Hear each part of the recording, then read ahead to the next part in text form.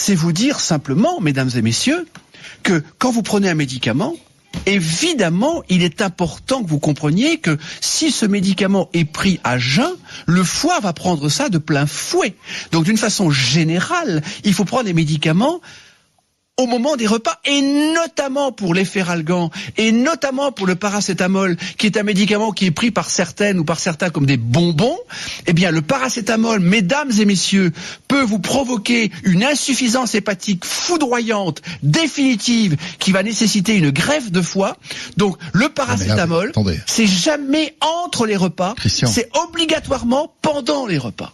D'accord. C'est une faute majeure des médecins. Oui, mais quand on a mal à la tête. Eh bien, on mange avec. On prend le paracétamol et en même temps, on mange. Oui, mais si vous dites qu'il faut pas manger entre les repas. Si on a mal à la tête entre les repas, qu'est-ce qu'on fait ? On mange une pomme, on mange un yaourt, on mange un fromage blanc.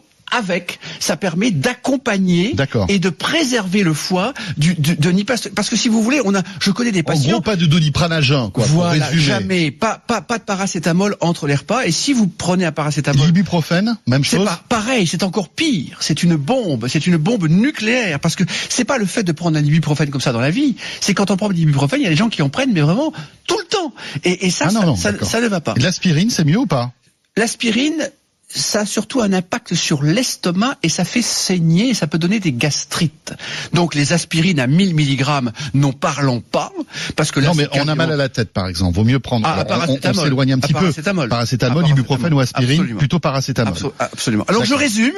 Évidemment, boire de l'eau. Évidemment, laisser reposer le foie entre les repas. Évidemment, diminuer les sucres trop rapides et plutôt que du riz, prendre des pâtes, par exemple. Plutôt que du pain blanc sans aucune qualité, prendre du pain complet. C'est évidemment du gras, c'est de l'huile d'olive, c'est du poisson, c'est éviter un excès de fromage ou un excès de beurre, mais tout en mangeant du fromage et du beurre. C'est évidemment, comme je vous le dis, ne pas prendre trop de médicaments, car au-delà de 4 médicaments, les transporteurs sanguins, dont le foie est un activateur, ne peut plus transporter les médicaments. Donc, sur 10 médicaments, le foie va en transporter que 4. Donc, de toute façon, il y a déjà 6 médicaments à jeter. Et le foie doit les métaboliser pour les ramener au rein. Et quand un foie ne fonctionne pas, c'est une insuffisance rénale.